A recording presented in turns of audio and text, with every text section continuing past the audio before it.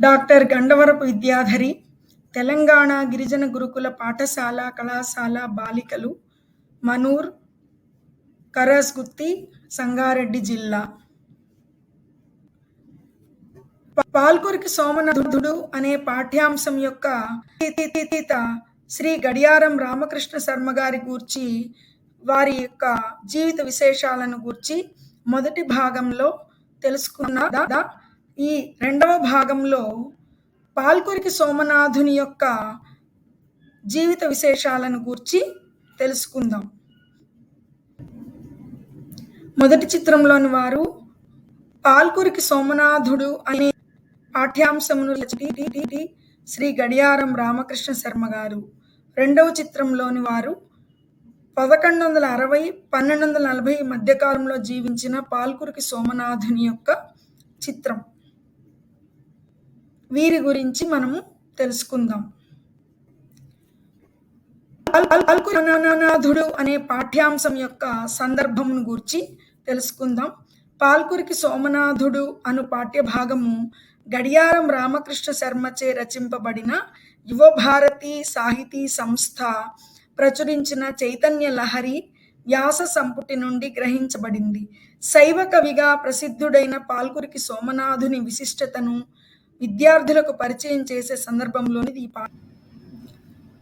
పాల్కురికి సోమనాథుడు అనే పాఠ్యభాగం యొక్క సారాంశమును సోదాహరణంగా, కూలంకషంగా, వివరణాత్మకంగా, విశ్లేషణాత్మకంగా చర్చిద్దాము. పాల్కురికి సోమనాథుని జీవిత విశేషాలు. తెలంగాణ కవిగా పాల్కురికి సోమనాథుడు ప్రఖ్యాతిగాంచినవాడు. శివకవి యుగంలో శైవ మత ప్రచారం కొరకు రచనలు చేసినటువంటి గొప్ప శైవ భక్తుడు. ఆయన గురించి తెలుసుకుందాం. పాల్కురికి సోమనాథుని జీవితం, సాహిత్యం. 12వ శతాబ్దానికి చెందిన పాల్కురికి సోమనాథుడు దేశీ కవితోద్యమకారుడిగా, ప్రథమాంధ్ర విప్లవ కవిగా ప్రసిద్ధి పొందారు. ఇతన్ని తెలంగాణ ఆదికవిగా పరిగణిస్తారు. సంస్కృత, ఆంధ్ర, కన్నడ భాషల్లో పండితుడైన పాల్కురికి సోమనాథుడు సుమారు 30 రచనలు చేశారు. పాఠ్యభాగ సారాంశం. పాల్కురికి సోమనాథుని జీవిత విశేషం. తెలుగు సాహిత్య చరిత్రలో యుగకర్త సోమనాథుడు. ఈయన వీరశైవ కవిత్వ యుగకర్త. కాకతీయ చక్రవర్తులలో చివరివాడైన ప్రతాపరుద్రుని కాలం వాడు, అంటే 12-13 శతాబ్దాల మధ్యకాలం వాడు. సోమనాథుడు ఓరుగల్లుకు 12 మైళ్ళ దూరంలో ఉన్నటువంటి జనగామ తాలూకాలోని పాలకుర్తి గ్రామానికి చెందినవాడు. వీరశైవాగ్రేసరుడు పాల్కురికి సోమనాథుడు. తెలుగు భాష గొప్పతనాన్ని, ప్రాధాన్యాన్ని చెప్పిన తొలి తెలుగు ప్రజాకవి శివకవిత్రయంలో వీరొకరు. ఈ ప్రజాకవి శతక వాంగ్మయ బ్రహ్మ. ఈయన గురించి మనము తెలుసుకుందాము. జనగామ జిల్లా అంటే వరంగల్లు జిల్లాకు సంబంధించిన ప్రాంతము. ఆ ఓరుగల్లుకు సమీపంలో ఉన్నటువంటి పాలకుర్తి అనే గ్రామమే మన పాల్కురికి సోమనాథుని జన్మస్థలము. ఇది జైనులు నడయాడిన నేల మరియు కాకతీయులు పరిపాలించినటువంటి గొప్ప చారిత్రక. క్రీస్తు శకం 1289-13 వరకు కాకతీయ మహాసామ్రాజ్యాన్ని పరిపాలించిన చక్రవర్తి ప్రతాపరుద్రుడు. వీరి కాలంలోని వాడే పాల్కురికి సోమనాథుడు. పాల్కురికి సోమనాథుని రచనలలో ప్రతాపరుద్రుని గూర్చి కూడా ప్రస్తావన ఉన్నది. ప్రతాపరుద్రుడు కాకతీయ సామ్రాజ్యాన్ని పాలించిన చివరి రాజు. ఈయన కాలంలోని వాడే పాల్కురికి సోమనాథుడు. కాకతీయులు శైవ మతాన్ని ప్రచారం చేశారు. పాల్కురికి సోమనాథుడు వీరశైవ మతాన్ని ఆరాధించాడు, రచనలు చేశాడు. పాల్కురికి సోమనాథుడు విష్ణురామిదేవుడు, శ్రియాదేవి. సోమనాథునికి 4 గురువులు: దీక్షా గురువు గురు లింగరాయుడు, శిక్షా గురువు కట్టకూరి పోతిదేవర, జ్ఞాన గురువు బెల్లిదేవి వేమనారాధ్యుడి మనుమడు, ఇతని పేరు పేర్కొనలేదు. సాహిత్య గురువు కరస్థలి విశ్వనాథయ్య.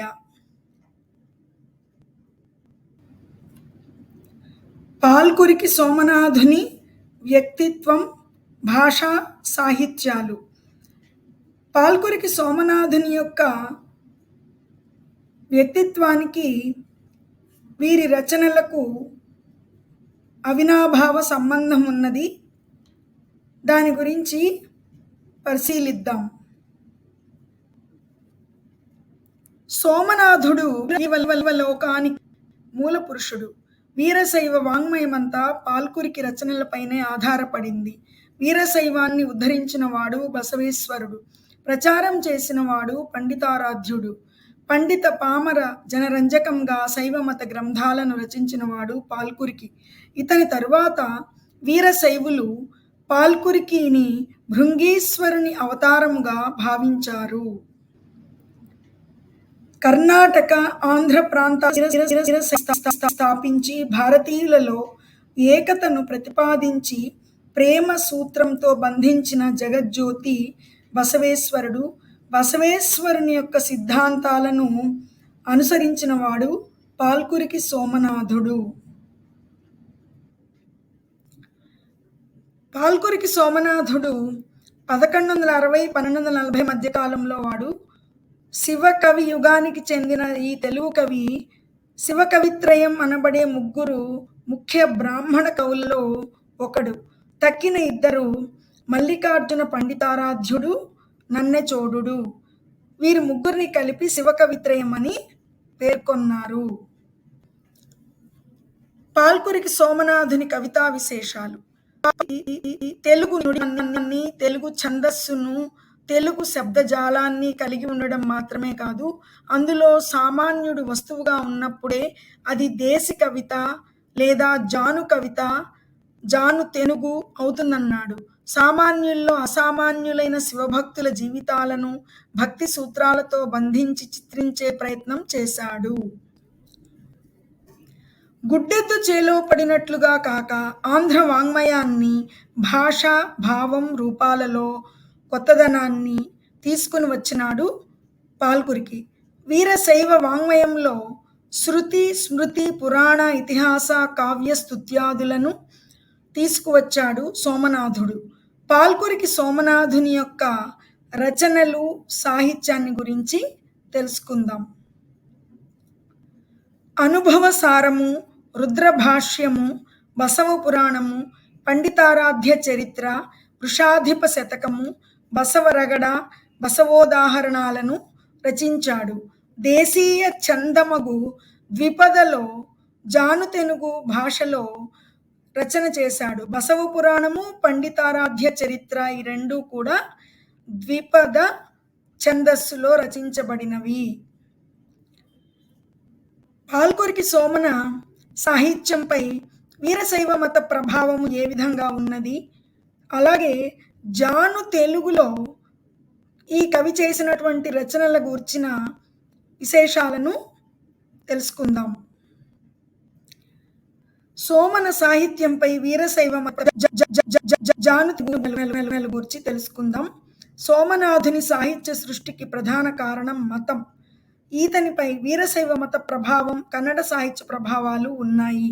ఈయన తన భాషా ఛందస్సులను గూర్చి ఉరుతర గద్య పద్యోక్తుల కంటే సరసమై బరగిన జాను తెనుగు అని జాను తెనుగులో కృతులను రచించాడు.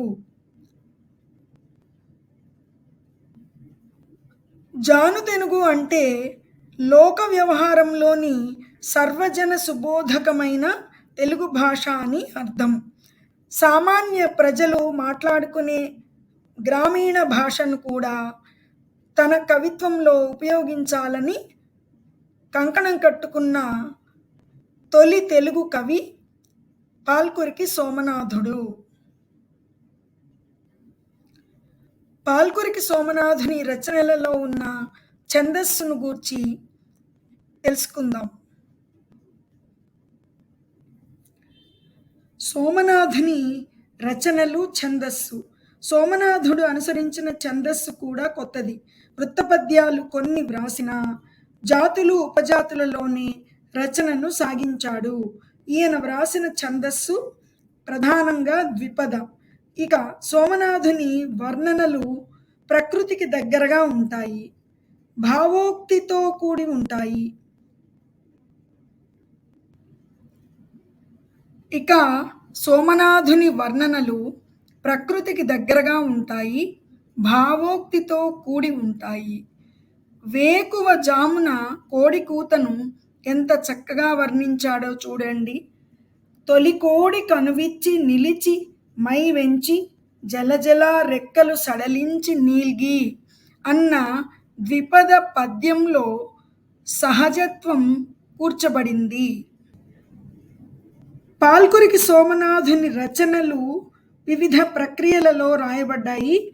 ఆ గురించి తెలుసుకోవడం ఎంతైనా అవసరం. పాల్కురికి సోమనాథుడు శివ కవుల యుగానికి చెందినటువంటి వాడు. ఈయన రచించినటువంటి రచనలు బసవ పురాణం, వృషాధిప శతకం, చతుర్వేద సారం, పండితారాధ్య చరిత్రము మొదలగునవి. సోమనాథుని రచనలు, వివిధ ప్రక్రియలు. ఛందస్సు. ద్విపద ఛందస్సులో వ్రాయబడినటువంటి రచనలు ఉన్నాయి. పురాణం, బసవ పురాణం, జీవిత చరిత్ర, పండితారాధ్య చరిత్ర, భాష్యములు, సోమనాథ భాష్యం, రుద్ర భాష్యం మొదలైనవి, రగడలు, బసవ రగడ, గంగోత్పత్తి రగడ మొదలైనవి. సీసపద్య మాలిక. సీసపద్య మాలిక, చెన్నమల్లు సీసములు అనేది సీసపద్యములలో రచించబడింది. గద్య, నమస్కార గద్య, శతకము, వృషాధిప శతకము, ఉదాహరణ, బసవోదాహరణ, అష్టకము, లింగాష్టకము మొదలైనవి. భాషలో ద్విపద అనే దానిని తరువాతి కవులు అనుసరించడం జరిగింది. దీనికి పాల్కురికి సోమనాథుడు మార్గదర్శకుడు. పాల్కురికి సోమనాథుని తెలుగు భాషలో రచనలు అనే అంశాన్ని గురించి పరిశీలించవలసిన అవసరం ఉంది. దీని గురించి ఇప్పుడు మనం తెలుసుకుందాం. పాల్కురికి సోమనాథుడు దాదాపు 21 రచనలు చేశాడు. బసవ పురాణం, పండితారాధ్య చరిత్ర, అనుభవ సారం, చతుర్వేద సారం, సోమనాథ భాష్యం, రుద్ర భాష్యం, బసవ రగడ, గంగోత్పత్తి రగడ, శ్రీ బసవారాధ్య రగడ, సద్గురు రగడ, చెన్నమల్లు సీసములు. నమస్కార గద్య, అక్షరాంక గద్య, జప ప్రకార గద్య, పంచకము, బసవోదాహరణ, బసవాష్టకం, బసవ పంచకం, చెన్న బసవ స్తోత్ర రగడ, సోమనాథ స్తవం, మల్లదేవి పురాణం, భక్తస్తవం మొదలైనవి తెలుగులో వ్రాయబడిన గ్రంథాలు. పాల్కురికి సోమనాథుడు సంస్కృత భాషలో రచించినటువంటి గ్రంథాలను గూర్చి తెలుసుకుందాం.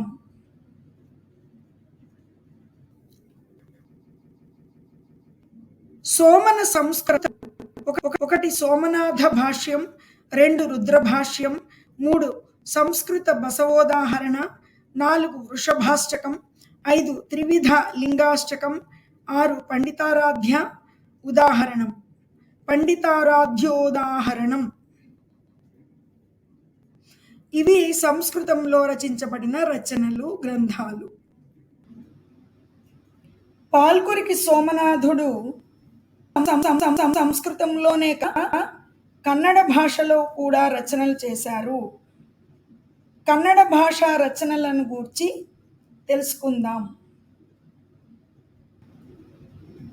సోమన కన్నಡ భాషా నెలలు సద్గురు రగಡ, చెన్న బసవ రగడ, బసవలింగ నామావళి ఇవి కన్నడ భాషలో రచించబడిన గ్రంథాలు. పాల్కురికి సోమనపై కన్నడ భాషా ప్రభావం చాలా ఉంది.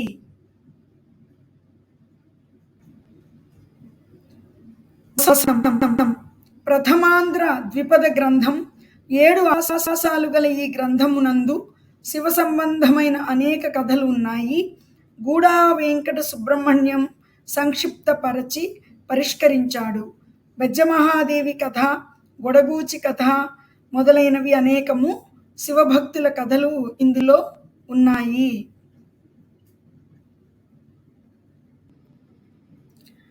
శివుడికి అమ్మగా మారి ఉపచారాలు చేసిన బెజ్జమహాదేవి చరిత్ర బసవ పురాణంలో ఉన్నది.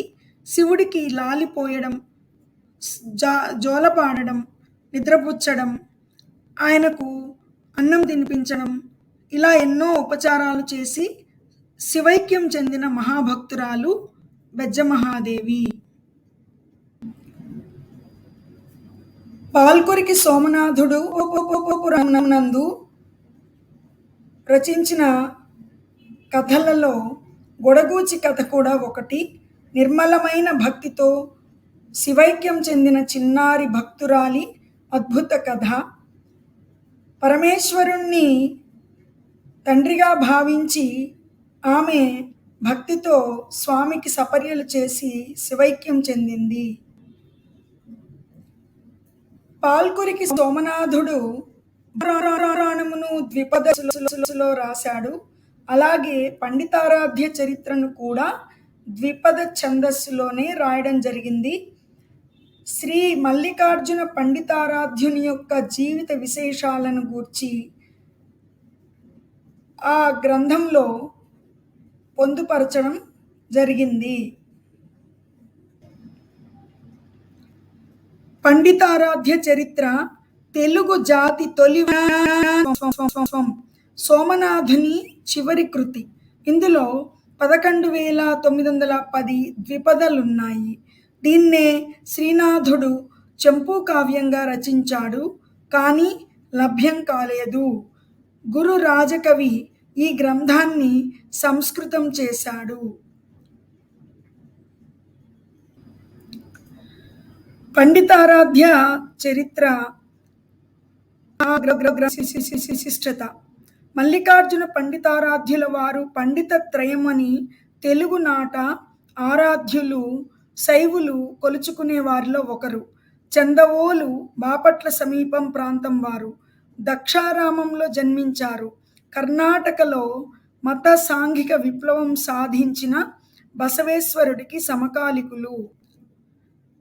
చందోలు రాజైన చోడరాజు బౌద్ధ మతావలంబి. అతడి గురువు ఒక బౌద్ధాచార్యుడు.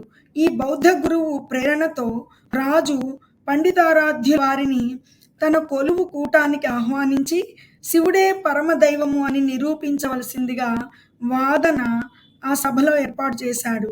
ఓడిపోయినప్పటికీ బౌద్ధాచార్యుడి దుర్బోధ వల్ల రాజు పండితారాధ్యుల వారి కళ్ళు.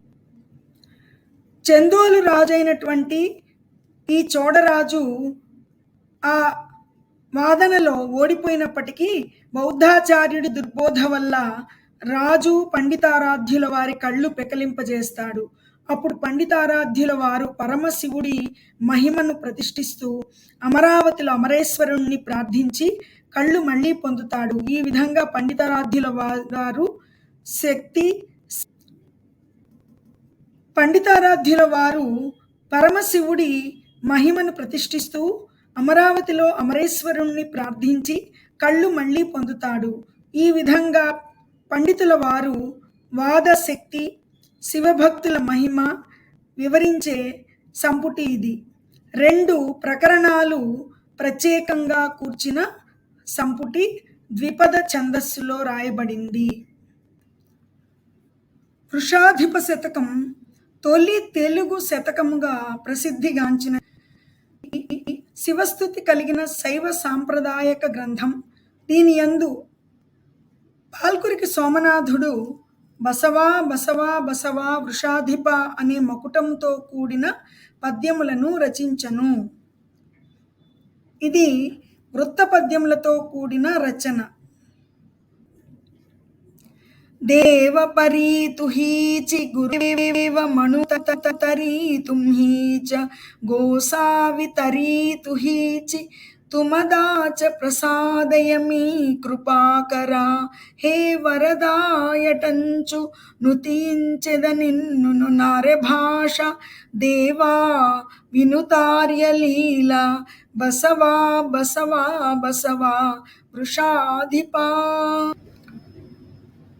హృన్నళినే స్మరామి భవదీయ పదద్వితయం భవాటనస్విన్న తనుశ్రమాపహ అశేష జగత్ప్రణుతిం మదీస నిష్పన్న దయానిధేయనుచు సంస్కృత భాషను తింతు నిన్ను విద్వన్నుత నామధేయ బసవా బసవా బసవా వృషాధిపా.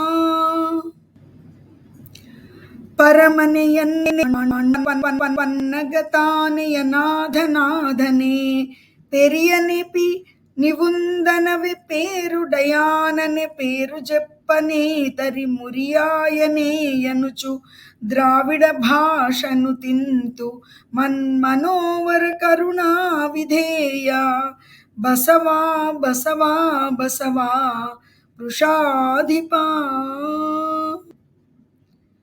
రుద్రభాష్యము అనేది పాల్కురికి సోమనాథుడు రచించాడు. దీనిని తెలుగులో చెదలవాడ సుందరరామశాస్త్రులు గారు అనువదించడం జరిగింది. నమ్మక చమకములకు సంబంధించినటువంటి విషయములు ఈ గ్రంథంలో నిక్షిప్తమై ఉన్నాయి. పాల్కురికి సోమనాథుని యొక్క రచనలు, వారి విశేషాలను గురించి ఈ వీడియోలో సోదాహరణంగా తెలుసుకోవడం జరిగింది కదా. మరికొన్ని విశేషాలను తరువాయి భాగంలో తెలుసుకుందాం. స్వస్తి.